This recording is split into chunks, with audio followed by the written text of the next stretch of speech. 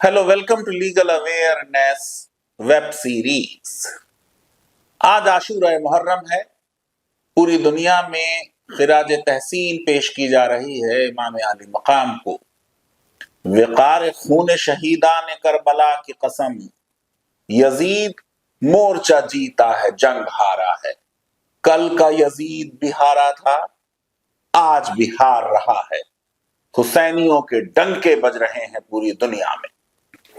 Citizenship का मुद्दा एक बार फिर सुर्खियों में है। एक्सटर्नल अफेयर्स मिनिस्ट्री के एक ऑफिसर ने क्लैरिफिकेशन दिया कि पासपोर्ट सिर्फ एक ट्रैवल डॉक्यूमेंट है और सिटीजनशिप का सबूत नहीं। देश में लोगों की एंजाइटी बढ़ गई। लोगों की समझ में नहीं आ रहा कि क्या करें। अभी चंद दिन पहले सुप्रीम कोर्ट ने एसआईआर बिहार के बारे में जजमेंट देते हुए कहा था कि राशन कार्ड नहीं, लेकिन पासपोर्ट तो कंक्लूसिव प्रूफ है नागरिकता का। दरअसल बात यह है कि भारत में कोई भी नागरिकता का प्रमाण पत्र सरकार जारी नहीं करती। यह अलग बात है कि मेरा जब पहला पासपोर्ट बना था तो उसमें सरकार की तरफ से मोहर लगी हुई है कि मैं भारत का नागरिक हूं। लोगों को याद आ रहा है कि अगर नागरिकता साबित करनी पड़ी तो कितना मुश्किल होगा, क्योंकि देश में डॉक्यूमेंट्स का प्रिजर्वेशन कोई उतना अच्छा नहीं है जैसा और देशों में है। दरअसल नागरिकता जो है ये एक वर्टिकल रिलेशनशिप है राज्य और व्यक्ति के बीच, और ये सब जानते हैं कि इसमें व्यक्ति कमजोर है और राज्य मजबूत है।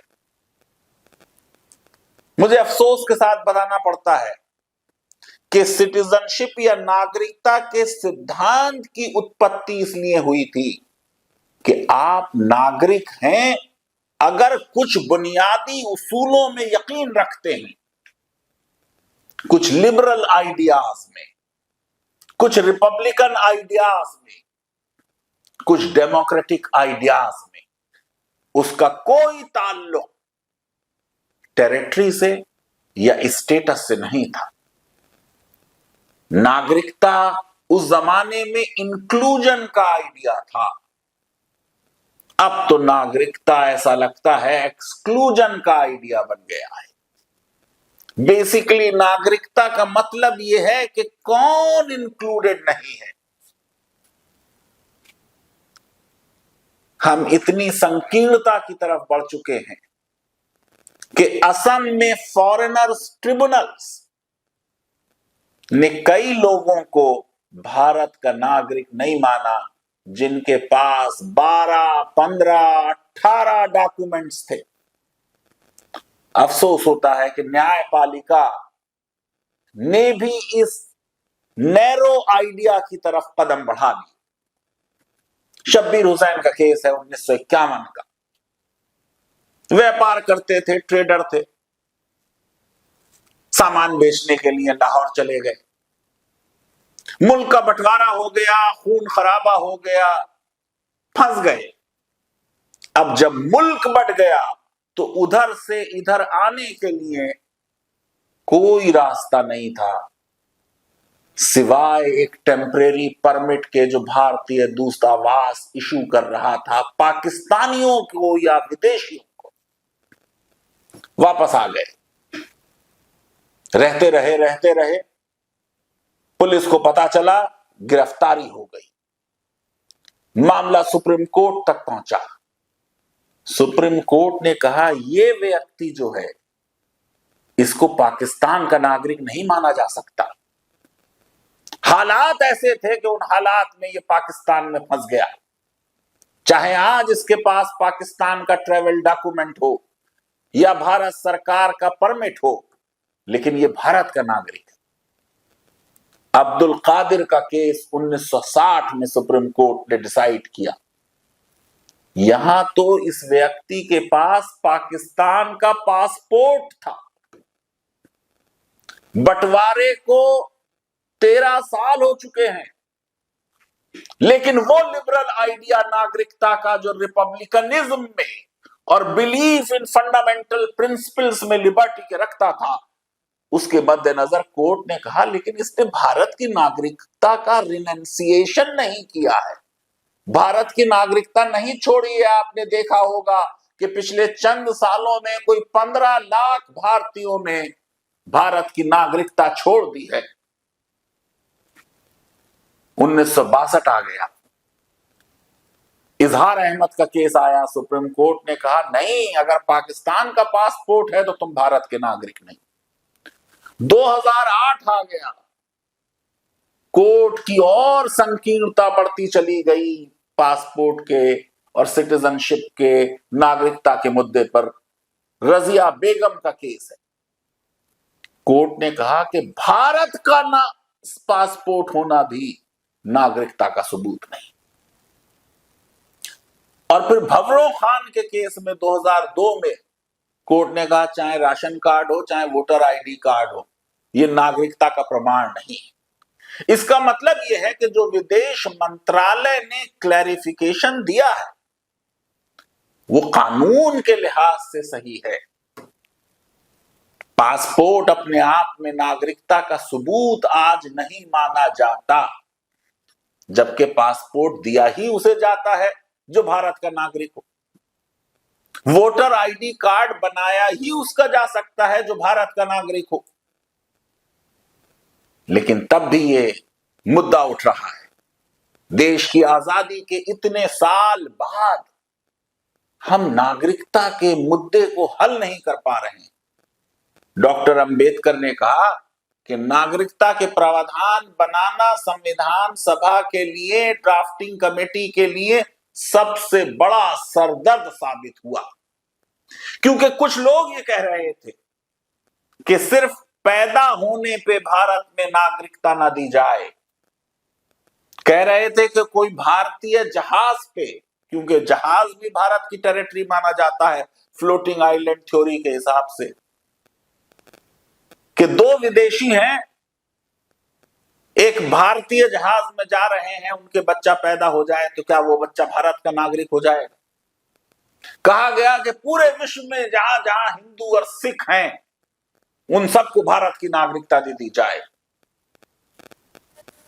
सरदार पटेल ने कहा कि हम साउथ अफ्रीका में एक सत्याग्रह कर चुके हैं, हम नागरिकता का संकीर्ण व्यू नहीं ले सकते, इसलिए एक व्यापक व्यू लिया गया। आर्टिकल 5 ने कहा कि जो भारत में पैदा हुआ वो भारत का नागरिक। लेकिन नागरिकता का मुद्दा ऐसा है कि जिसमें पूरी तरीके से कानून नहीं बनाया जा सकता था। संविधान ने तो सिर्फ ये बताया कि 26 जनवरी 1950 को कौन भारत का नागरिक है, लेकिन आगे के लिए, भविष्य के लिए संसद को अनुच्छेद 11 ने अधिकार दे दिया कि आप नागरिकता का कानून बनाएं। संसद ने 1955 में कानून बनाया। शुरू में संसद ने वही कानून रखा नागरिकता अधिनियम में जो संविधान में था, लेकिन 1986 के आते आते वो व्यापकता जो आर्टिकल 5 में थी संकीर्णता की तरफ कदम बढ़ाते नजर आई। आसाम में बांग्लादेशियों के इन्फिल्ट्रेशन का मुद्दा गरमाया हुआ था। आसाम एकॉर्ड किया था राजीव गांधी की सरकार ने। ये राजीव गांधी ला रहे हैं इस संकीर्णता के लॉ को। कहा कि ये काफी नहीं एक नागरिक बनने के लिए कि आपका भारत में जन्म हुआ, बल्कि आपके मां बाप में से भी एक भारत का नागरिक हो। 2003 आ गया, वाजपेयी जी की सरकार आ गई और मजीद संकीर्णता आ गई। कहा नहीं, अब ये काफी नहीं भारत की नागरिकता के लिए कि भारत में पैदा हुए हो, बल्कि अब दोनों मां बाप भारत के नागरिक हों। और अगर भारत के नागरिक दोनों नहीं है तो एक भारत का नागरिक हो और दूसरा इलीगल इन्फिल्ट्रेटर ना हो। सरकार ने सिटीजनशिप लॉ में अमेंडमेंट किया 2019 में, लेकिन उसके रूल 5 साल तक नोटिफाई नहीं किए। 2024 के चुनावों से पहले उनको नोटिफाई किया। 2025 में एसआईआर का मुद्दा शुरू हुआ, पहले बिहार में और फिर और राज्यों में 2026 में होता रहा, जैसे बंगाल में हुआ, अभी जैसे अभी तेलंगाना में चल रहा है। एक बार फिर नागरिकता जो है वो केंद्र में आ गई। सुप्रीम कोर्ट ने, जैसा मैंने आपको बताया, कहा एसआईआर के जजमेंट में कि पासपोर्ट कंक्लूसिव प्रूफ है नागरिकता का। लेकिन जैसे मैंने आपसे कहा कि कोई नागरिकता प्रमाण पत्र, नागरिकता कार्ड भारत में इशू ही नहीं होता। अभी 2019 में एनआरसी आसाम हुई, 11-1200 करोड़ रुपए लग गए, सुप्रीम कोर्ट की निगरानी में हुई। उनको छोड़ दीजिए 19 लाख जिनका नाम एनआरसी में नहीं आया, अरे उनकी बात कीजिए 3,11,00,000 जिनकी नागरिकता साबित हो गई। उनमें से किसी एक को आज 7 साल हो गए, नागरिकता का प्रमाण पत्र नहीं मिला। क्यों नहीं मिला? क्योंकि नागरिकता के मुद्दे का राजनीतिकरण करा किया जा रहा है। नागरिकता के मुद्दों को राजनीति से जोड़ा जा रहा है। उन 19 लाख को भी, जिसमें तकरीबन 11-12 लाख हिंदू थे, उनमें से नोटिस नहीं हुआ किसी को कि आओ फॉरेनर्स ट्रिब्यूनल के सामने अपनी नागरिकता साबित करो। मैं ये समझता हूं कि अगर ये जो विदेश मंत्रालय का क्लैरिफिकेशन है और इसके नतीजे में जो अब देश में एक एंजाइटी है, एक भय का माहौल है, और अगर ये डिमांड उठती है कि भाई नागरिकता प्रमाण पत्र बनना ही चाहिए, तो फिर नेशनल रजिस्टर ऑफ सिटीजन बनेगा, यानी एनआरसी होगी। उसके बाद ही नागरिकता प्रमाण पत्र दिया जाएगा। लाखों करोड़ रुपए खर्च होंगे, वो तो एक बात है, लेकिन कितनी लंबी लाइनें लग जाएंगी, कैसे लोग साबित करेंगे? हम जैसे लोगों के लिए तो आसान होगा कि हम 1987 से पहले पैदा हुए, लेकिन जो 1987 के बाद पैदा हुए हैं, जो 2003 के बाद पैदा हुए हैं, जिन्हें अपने मां बाप की भी नागरिकता साबित करनी पड़ेगी, पसीने छूट जाएंगे। रिक्शे वाला, मजदूर, गरीब लोग, ना उनके पास बर्थ सर्टिफिकेट है, ना अस्पताल में उनकी बर्थ हुई है, ना उनकी बर्थ का पंजीकरण हुआ है। कैसे साबित करेंगे कि उनके मां बाप भारत के नागरिक थे? क्या हम एक बहुत बड़ी मुसीबत की तरफ आगे बढ़ रहे हैं? और अगर ये हुआ तो फिर तकरीबन 35-40 करोड़ लोग ऐसे होंगे देश में जो अपनी नागरिकता साबित नहीं कर पाएंगे। आज एसआईआर में जो लोग बाहर हो गए, उनको कई राज्यों में जो वेलफेयर स्कीम्स मिलती थी, उनसे वंचित कर दिया गया। यह देश के संविधान के विरुद्ध है। भारत के संविधान ने जीवन का अधिकार, धार्मिक स्वतंत्रता, समानता का अधिकार नागरिकों को भी दिया है, और जो नागरिक नहीं है उनको भी दिया है। जिनका नाम एसआईआर में नहीं आया, उनकी नागरिकता पर अभी फाइनल फैसला नहीं हुआ। गो के सुप्रीम कोर्ट ने कहा है कि चुनाव आयोग उसको गृह मंत्रालय को वो मामला सौंपे और फिर गृह मंत्रालय उसे तय करे। फिर भी हम उन लोगों की जो जीवन के लिए जरूरी चीजें हैं, अगर उनसे वंचित करेंगे, ये बड़ा अमानवीय बात होगी। अब अगर कोई डॉक्यूमेंट होता ही नहीं, नागरिकता का कोई प्रमाण पत्र सरकार देती ही नहीं, तो फिर किस तरीके से कोई आदमी साबित करे कि वो भारत का नागरिक है? इसके लिए देखना पड़ेगा एविडेंस लॉ। ये नया एविडेंस एक्ट है, भारतीय साक्ष्य अधिनियम 2023। ये अलग बात है कि इसने 1872 के इंडियन एविडेंस एक्ट को ऑलमोस्ट 100% इनकॉर्पोरेट किया है। ज्यादातर प्रावधान वही आ गए हैं, नाम बदल गया है। इंडियन एविडेंस एक्ट के बजाय इसका नाम भारतीय साक्ष्य अधिनियम हो गया। इस अधिनियम के तहत कोई भी चीज भारत के कानून में साबित होती है या साबित नहीं होती। एविडेंस क्या है? लॉ ने कहा एविडेंस दो तरह की है, ओरल एविडेंस होती है और डॉक्यूमेंट्री एविडेंस होती है। कोई बात ओरल एविडेंस से भी साबित हो सकती है। मेरा बाप भारत में पैदा हुआ था, ये बात कोई मेरे बाप का दोस्त या मेरा कोई और बुजुर्ग बता सकता है कि भाई इनके घर में ये आदमी पैदा हुआ था, वो एविडेंस माननी पड़ेगी। लेकिन ऐसे मामलात में डॉक्यूमेंट्री एविडेंस ज्यादा अहम होती है, और जहां डॉक्यूमेंट्री एविडेंस चाहिए वहां फिर ओरल एविडेंस नहीं दी जाएगी। प्रूफ किसे कहते हैं? प्रूफ कहते हैं कि जब जज के सामने कोई मैटर्स प्रोड्यूस किए जाएं, उनके बेसिस पे अगर उसको ये लगे, ये बिलीफ उसकी हो जाए कि ये फैक्ट ऐसे ही हुआ होगा, इसका मतलब प्रूव हो गया।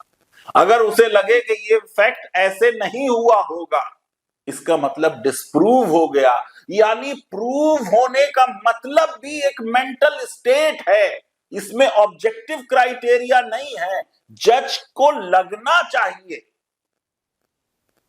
कि ऐसा हुआ।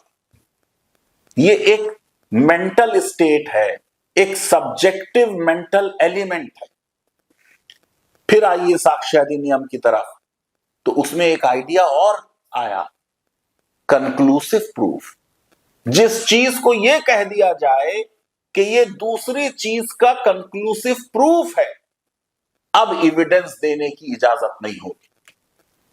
अगर ए और बी की शादी हुई आज 26 जून को शाम में 6 बजे और बच्चा पैदा हुआ 6:05 पर, तो यह कानून यह कहता है कि यह बच्चा क्योंकि पैदा हुआ है during the continuance of a valid wedlock, बच्चे को प्रिज्यूम किया जाएगा, कंक्लूसिव प्रूफ माना जाएगा कि वो बच्चा लिजिटिमेट है, अनलेस ये साबित हो कि भाई मियां बीवी तो आपस में पिछले 3 साल से मिले ही नहीं, एक्सेस ही पॉसिबल नहीं थी। पासपोर्ट हो, आधार हो, वोटर आईडी हो, ये क्योंकि कंक्लूसिव प्रूफ नहीं माने जा रहे आज की तारीख में नागरिकता के लिए, तो आप कह सकते हैं कि मैं भारत का नागरिक नहीं हूं जबकि मेरे पास वोटर आईडी है। लेकिन क्या अब आपके ऊपर यह बर्डन ऑफ प्रूफ नहीं होना चाहिए कि आप साबित करें कि मैं नागरिक नहीं? एविडेंस लॉ का प्रिंसिपल है, जो बात कहता है वही वो साबित करे। अगर आपने कहा मैंने चोरी की, तो आप साबित करें मैंने चोरी की। अगर आपने कहा ये जमीन आपकी है, तो आप साबित करें कि ये जमीन के ओनरशिप पेपर देखो, ये मेरी जमीन है। तो जो किसी की नागरिकता पर प्रश्न चिन्ह उठाए, कानूनी बात तो ये होगी, सिविलाइज लीगल सिस्टम का उसूल तो ये होगा कि वो फिर साबित करे कि हां देखो ये भारत के नागरिक नहीं है, इन्होंने बेईमानी से, फोर्जरी से वोटर आईडी कार्ड बनाया, ये देखो इनका असली डॉक्यूमेंट ये है, ये पैदा किसी और देश में हुए थे, इनका बाप भी भारत का नागरिक नहीं था, ये भारत में रहते भी बहुत कम है। फिर एक प्रिंसिपल है लॉ का, एविडेंस लॉ का इसी कानून में दिया हुआ है। कुछ प्रिजम्पशंस ऑफ फैक्ट हैं, कुछ प्रिजम्पशंस ऑफ लॉ हैं। कुछ चीजें ऐसी हैं जिनको कानून और अदालत प्रिज्यूम कर लेती है। रेप का मामला है, साबित हो गया कि सेक्सुअल इंटरकोर्स किया है अभियुक्त ने, अब यह माना जाएगा कि उस औरत की या लड़की की सहमति नहीं थी। आप साबित कीजिए कि सहमति थी। आपके पास से चोरी का माल बरामद हुआ, प्रिज्यूम किया जाएगा कि आप ही चोर हैं। आप साबित कीजिए कि यह माल आपके पास कैसे आया। दो लोगों ने कोई जुर्म किया, एक ने जाके दूसरे के खिलाफ गवाही दे दी, प्रिज्यूम किया जाएगा कि इस आदमी की बात पे एतबार ना किया जाए जो अपने दोस्त के खिलाफ गवाही दे रहा है। कानून ने कहा कि वो अनवर्दी ऑफ क्रेडिट है।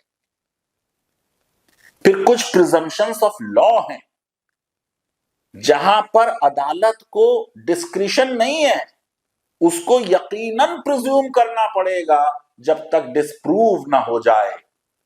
मेरा यह मानना है कि अगर किसी के पास वोटर आईडी है जो कि भारत के नागरिक को ही दी जाती है और सरकार ने दी है, या किसी के पास पासपोर्ट है जो भारत की सरकार ही देती है, पुलिस वेरिफिकेशन करा के देती है, LIU का वेरिफिकेशन करा के देती है, तो उसके लिए यह कंक्लूसिव प्रूफ हो कि वो भारत का नागरिक है। जिसको यह कहना है कि वो भारत का नागरिक नहीं है, वो एविडेंस लाए।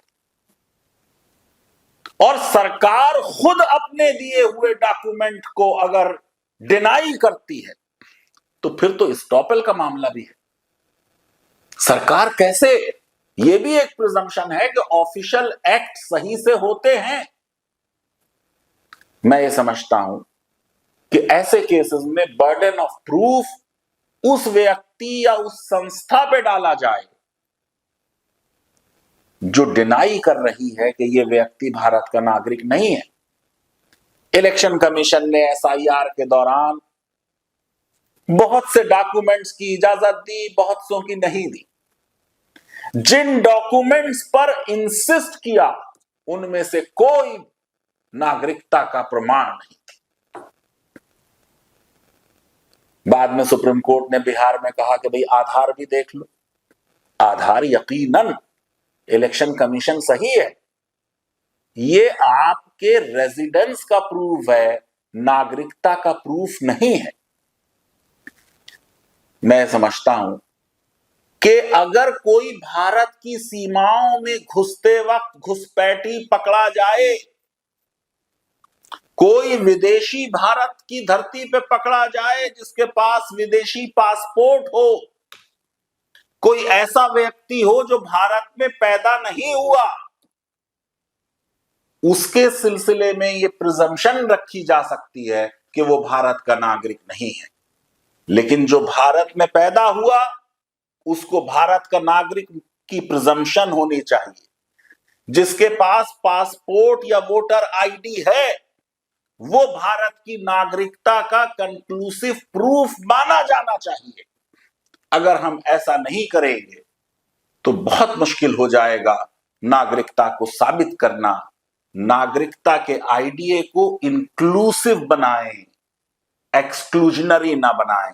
लीगल अवेयरनेस वेब सीरीज अगर आपको पसंद आती है तो मेरी रिक्वेस्ट है कि हमारे इस वीडियो को वाइडली शेयर करें, हमारे चैनल को सब्सक्राइब करें और बेल आइकन और लाइक जरूर क्लिक करें।